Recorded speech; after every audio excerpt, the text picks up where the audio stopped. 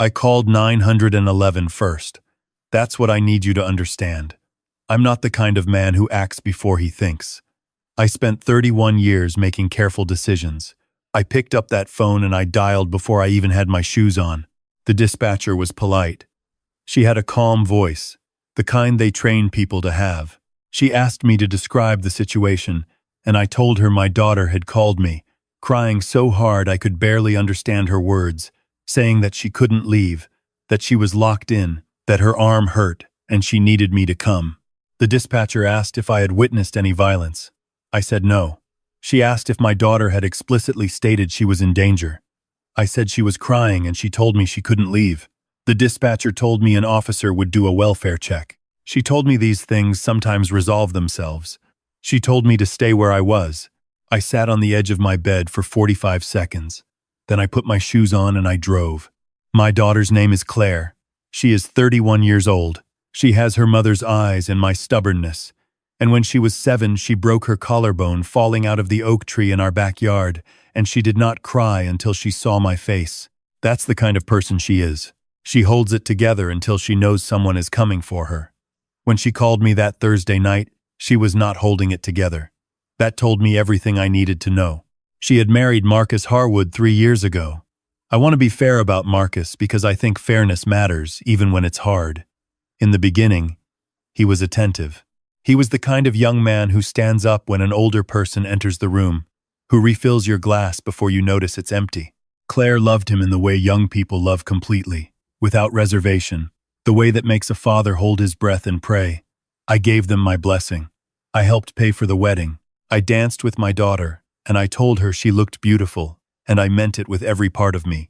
What I did not see clearly enough, until it was too late, was the family she was marrying into.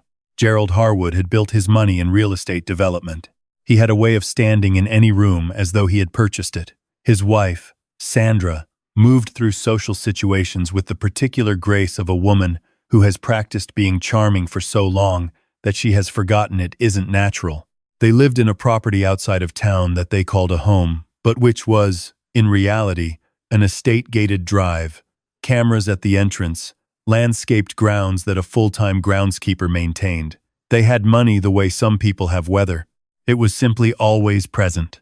I had retired the previous year as chairman of First Meridian Capital, a regional investment bank with assets under management that I will not specify here because the number is not the point. The point is that Gerald Harwood knew who I was when Marcus first brought Claire home for dinner. He shook my hand a little too firmly and smiled a little too widely, the way people do when they are calculating. I filed that observation away and said nothing. In the 2 years after the wedding, Claire stopped calling as often. When she did call, there was a careful quality to her voice, like someone speaking near something fragile. She stopped mentioning friends I knew. She started saying, "we think," and Marcus feels the way she used to say, "I think and I feel." I noticed. Her mother, God rest her, would have said something sooner. I told myself I was reading too much into it. I told myself Claire was an adult. I told myself the things fathers tell themselves when they are afraid of what they might find if they look too hard. That Thursday night, I found out I had been wrong to wait. I was 20 minutes from the Harwood property when I called Claire back. It rang 4 times and then went to voicemail. I called again. Voicemail. I focused on the road and I breathed the way an old soldier breathes when the situation has moved past the planning stage. My hands were steady on the wheel. Everything else in me was not. The gate at the Harwood property was closed when I arrived. There was an intercom panel on the post, and I pressed the call button and waited. It took a long time for anyone to answer. When the speaker crackled to life, it was not Marcus's voice and it was not Claire's. It was Gerald. "Richard," he said. He said my name the way you say the name of someone whose visit you have been dreading. I told him I was there for Claire. I told him she had called me and I needed to see that she was all right. There was a pause. "Claire is fine," he said. "She had a little too much wine with dinner and she's resting. This really isn't a good time." I told him to open the gate. Another pause, longer this time. Then the gate swung inward. He met me at the front door before I reached the porch steps. Gerald Harwood, in a burgundy robe, arms crossed, filling the doorframe the way men do when they want you to understand that you are not welcome. Sandra stood a few steps behind him in the entrance hall, her face arranged into an expression of practiced concern. I told him I wanted to see my daughter. He told me Claire was asleep. He told me she had been emotional earlier, which happened sometimes, and that Marcus had handled it, and that everything was fine. He said it with the confident ease of a man who has never had his word questioned in his own home. I told him to wake her up. Richard. His voice dropped, became something quiet and instructional. The way you talk to a person you have decided is not rational. I understand you're worried, but you cannot come onto my property at this hour and make demands. Claire is my daughter-in-law. She is safe. She is resting.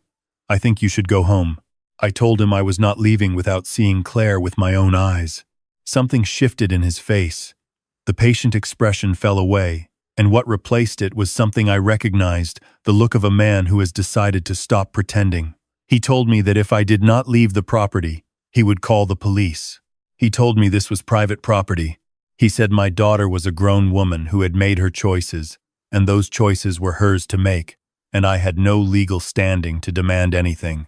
I told him to call the police. I told him I had already called them myself. 2 officers arrived 11 minutes later. I know because I watched the clock on my phone. I stood at the base of the porch steps, and I watched Gerald Harwood greet those officers the way he greeted everyone, with the easy confidence of a man who has donated to the police benevolence fund, who knows the chief by first name, who exists in a social tier where authority is something you are assumed to have until proven otherwise. He shook the lead officer's hand. I watched the officer's posture soften slightly, the unconscious adjustment people make around wealth. They asked me to explain the situation. I told them about Claire's phone call. They asked if I had recorded the call. I had not. They asked if I had spoken to Claire since then. I had not. They told me they would go inside and check on her. I waited on the front walkway for 14 minutes. When the officers came back out, Claire was not with them. The lead officer told me that he had spoken with my daughter and that she had confirmed she was fine, that she had been upset earlier but had calmed down, and that she had not requested any assistance. He told me she had not mentioned any injury. He said it in the careful, neutral tone of a man delivering a conclusion he has already drawn. I asked to speak to her myself. The officer told me that Claire had said she did not wish to come to the door. I stood there on that walkway and I looked at that officer and I felt something that I cannot fully name even now. It was not anger. Exactly. It was the specific helplessness of knowing the truth and watching the machinery of the world move in the wrong direction anyway. My daughter was in that house. Something had happened to her, and the man who had done it, or allowed it, was standing on his porch watching me with his arms crossed and a small, satisfied turn at the corner of his mouth. Gerald Harwood told the officers that I had been harassing his family. He said the word harassing with a kind of deliberate weight, planting it. The officer asked me to leave the property. I left. I drove to the end of the road and I pulled over and I sat in the dark for 3 minutes. Then I called my attorney. Then I called a man named Howard, who had been a detective for 22 years before he retired and who owed me a favor I had never collected. I told Howard what had happened. He told me to go home, stay by my phone, and let him make some calls. I went home. I did not sleep. At 4:17 in the morning, my phone rang. It was a number I didn't recognize. I answered immediately. It was Claire. Her voice was different from the call earlier in the night. The fear was still there, but it had gone quiet, compressed into something small and controlled. She told me she was using a phone she had borrowed, that she only had a minute, that Marcus had taken her phone after I left. She told me she had told the officers she was fine because Gerald had stood in the room while they spoke to her, and Marcus had been right outside the door, and she had been too afraid to say anything else. Then she told me what had happened to her arm. I am not going to describe what she told me in detail. I will say that it was not an accident, and that it had not been the first time, and that the reason she had finally called me that night was that she had been afraid it might be her last chance. I asked her where she was in the house. She told me. I asked her if she could get to an exterior door. She said she didn't know. I told her to stay on the line. I called 911 again. This time I did not describe it as a domestic matter. I told the dispatcher that I had received a direct call from my daughter, stating that she had been physically harmed and was being prevented from leaving the premises. I used the word detained. I asked for a supervisor. I stayed on that call until I had the name of the officer being dispatched and an estimated arrival time. I was already back in my car. This time, when I arrived at the Harwood property, the gate was closed and there was no answer at the intercom. I stayed at the gate. I was there when the patrol car arrived 8 minutes later, and I was there when a second car arrived 4 minutes after that, and I told the officers everything: Claire's second call, what she had told me about her arm, the fact that her phone had been taken, the fact that she had been standing in a room with Gerald Harwood when she told the first officers she was fine. I gave them the number Claire had called me from. I gave them Howard's number. I gave them my attorney's name. These officers went to the door differently than the first two had. They were inside for a long time.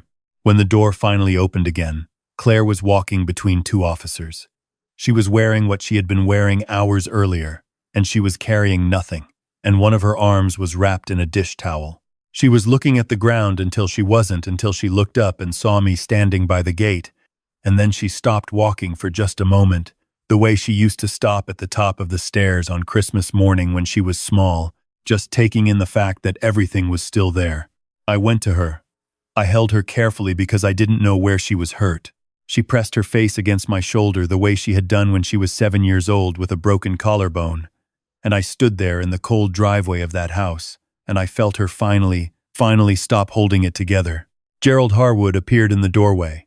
He was speaking to one of the officers in a loud, controlled voice about property rights and due process and the nature of family disputes. He pointed at me twice. I heard him say the word unstable. I heard him say my name in a context I will not repeat. Marcus was behind him. My son-in-law, whom I had welcomed into my family, whom I had stood across from at an altar and promised to treat like a son. He looked at Claire and then he looked away. And in that moment I understood completely who he was and who he had chosen to be. Claire was taken to the hospital. Her arm had a hairline fracture just above the wrist. There were other injuries. The attending physician documented everything, and I sat in the waiting room and I answered every question the detective asked me. And when my attorney arrived at 6 in the morning, I shook his hand, and I was grateful for every quiet, careful year of our friendship. Gerald Harwood was not arrested that night. I want to be honest about that because I want you to understand how these things actually work. He was questioned. Marcus was questioned. They had attorneys present within the hour, and those attorneys were very good, and the machinery of consequence moves differently depending on how much money is standing behind you. But Gerald Harwood had made a mistake. He had made it years ago, and he had made it again the morning after Claire was taken to the hospital when he called me directly. He spoke to me the way he might speak to a contractor who had done substandard work, measured disappointment, implied threats, the particular condescension of a man who believes that every problem is ultimately a transaction. He told me that the last thing any of us needed was the publicity of a legal battle. He used the word sensible 4 times. He talked about Claire's reputation, my reputation, the effect of prolonged conflict on everyone involved. He suggested, with great delicacy, that there might be a more comfortable resolution for all parties. I let him finish. Then I said, "Gerald, I'd like to talk to you about your Meridian line of credit." Silence. First Meridian Capital held the primary credit facility for Harwood Development Group, $43 million, extended over 2 refinancing cycles, with a renewal covenant that I had personally reviewed before my retirement. I was no longer chairman, but I remained on the board. And more relevantly, I remained close to the people who made decisions. I told Gerald that I intended to make several calls that morning. I told him I thought it was important that the board understood the full character of the principals behind the loans they serviced. I told him this was not a threat. I said it carefully, clearly, so there would be no misunderstanding. This was simply what I was going to do. He told me I was making a mistake. I told him I had made plenty of mistakes in my life, and I had learned from every one of them, and I was fairly confident this was not one of them. I made my calls. I also called Howard, who had spent the previous night pulling together everything he could find about the Harwood family's history. What he found was not surprising, but it was thorough, and it was documented, and it included 2 previous incidents at other addresses involving Marcus that had been resolved quietly. There is a way that money resolves things quietly. there is a corresponding way that the absence of money unresolves them. The next several weeks were not simple. I will not pretend they were. Claire had to go through things no parent wants to watch their child go through, and she had to do it while living in my house with a fractured wrist and a wound that went deeper than any bone. There were legal proceedings and depositions and days when she didn't speak much, and evenings when we sat on the back porch in the cold and she asked me questions I didn't have good answers to, like how she had not seen it sooner and why no one had helped her the first night. I told her about the officers I had spoken to that first evening. I told her they had done what they were trained to do with the information they had. I told her the dispatcher who told me to wait had also been doing her job. I have enough miles behind me to understand that systems fail without anyone being a villain, that the machinery of protection breaks down in ordinary, unremarkable ways, and that the people inside that machinery often don't know it's happening. What I also told her was this: you called. When you had 1 minute and a borrowed phone in the dark, you called. You held on until there was someone coming. That is not a small thing. That is everything. Marcus was charged. Gerald Harwood's involvement was investigated separately, and I will not get ahead of where that process stands, because it is still standing. What I can tell you is that the credit facility review I initiated resulted in a formal audit that found 3 separate covenant violations in Harwood Development's most recent reporting period. The $43 million line was not renewed. 2 of Gerald's institutional partners requested reviews of their own positions shortly after. I did not orchestrate those decisions. I simply made sure the right people had accurate information, and then I stepped back and let the world turn. The estate outside of town is for sale now. The listing price has been reduced twice. Sandra Harwood called me once. She called to tell me that I had destroyed her family. She said it with real grief, and I believed the grief was real, and I felt something that was not quite sympathy but was not nothing either. I told her I was sorry for her pain. I told her that I had one job in this world, and that job was to come for my daughter when she called. I told her I would do it again. She hung up. There is a morning I think about sometimes. It was maybe 5 weeks after everything happened, late October, when the light here gets that particular low-angled quality that makes ordinary things look like they're being remembered rather than seen. I was making coffee, and I heard Claire moving around upstairs, the specific rhythm of her footsteps that I had not heard under my roof since she was in high school. She came downstairs in an old sweatshirt, hair not done, and she stood in the kitchen doorway and she said she'd been thinking about getting a dog. I said I thought that was a good idea. She said she wanted a big one. She said she was tired of small, delicate things. I told her we could go look on Saturday. She nodded and poured herself a cup of coffee and stood at the kitchen window looking out at the yard, and for a few minutes neither of us said anything, and the silence was the good kind, the kind that doesn't need to be filled. I have been asked, since all of this became known in the way these things become known, whether I regret how I handled any part of it, whether I think I should have done something differently, whether there is anything I would take back. I think about the 45 seconds I sat on the edge of my bed after that first 911 call. I think about the years I told myself I was reading too much into Claire's careful voice on the phone. I think about the handshake at that first dinner table, and the calculation I saw in Gerald Harwood's eyes, and the note I made and then put away. I don't have a clean answer.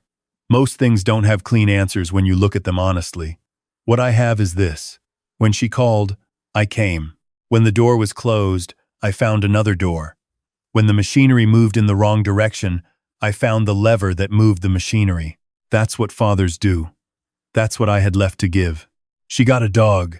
Big, ridiculous creature. Takes up most of the couch. She named him after nobody. Just a name she liked. He follows her from room to room like he knows something about her that he's decided requires his constant attention. I think he might be right. If you are sitting somewhere tonight, worrying about someone you love, and the phone rings, pick it up. If the voice on the other end is barely holding together, go. Don't wait to be told it's okay to go. Don't let anyone on any porch in any doorway tell you that the person you love has made their choice, and that choice means you have to stand outside. There is always another door. There is always another call to make. There is always a lever somewhere. If you've spent your life building things worth having, go find it. And if you're still with me, if this story reached you somewhere you didn't expect it to, then you already know what I mean. Because you have someone too. Someone whose voice on the phone would get you to your feet before you finished listening. Someone whose name I don't know and don't need to know. Because love like that doesn't need a name. It just needs you to go.